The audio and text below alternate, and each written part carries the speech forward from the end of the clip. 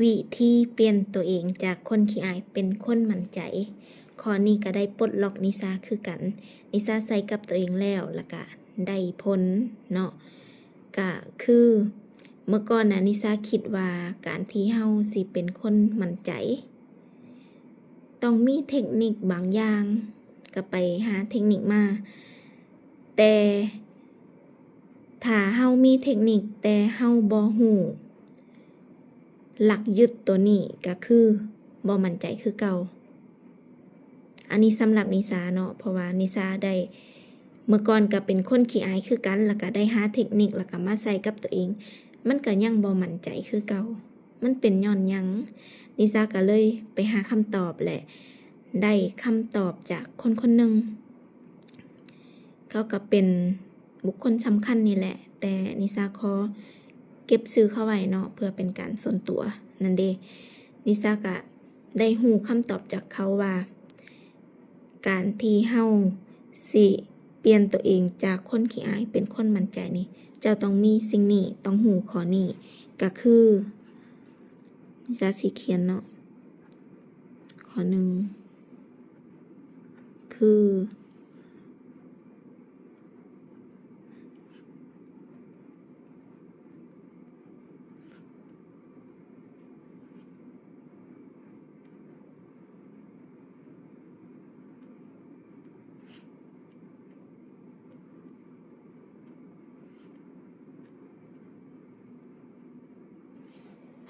นี่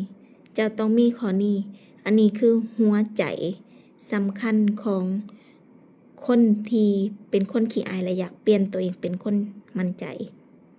เนาะก็คือเจ้าต้องมีบุคคลต้นแบบบุคคลต้นแบบแนวใดก็คือคนที่เป็นตัวอย่างคนที่เป็นตัวอย่างแล้วก็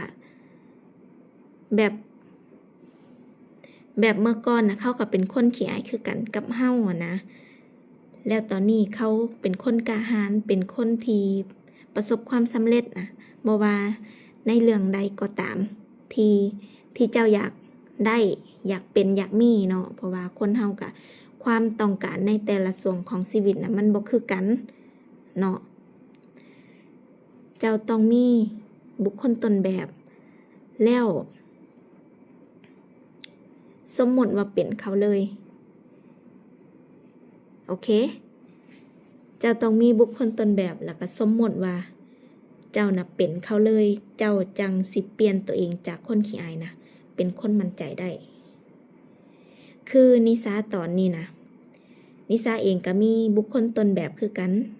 บุคคลต้นแบบบุคคลที่เป็นตัวอย่าง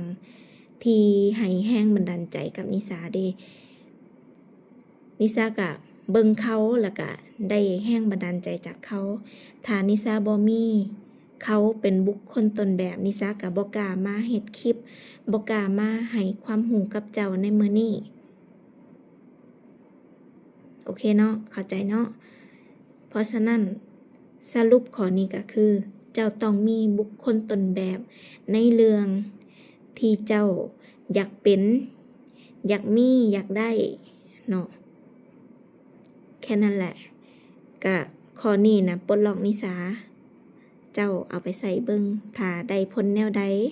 ก็คอมเมนต์ใต้คลิปบอกนิสานำเนาะเฉพาะมื้อนี้ก็สบายดี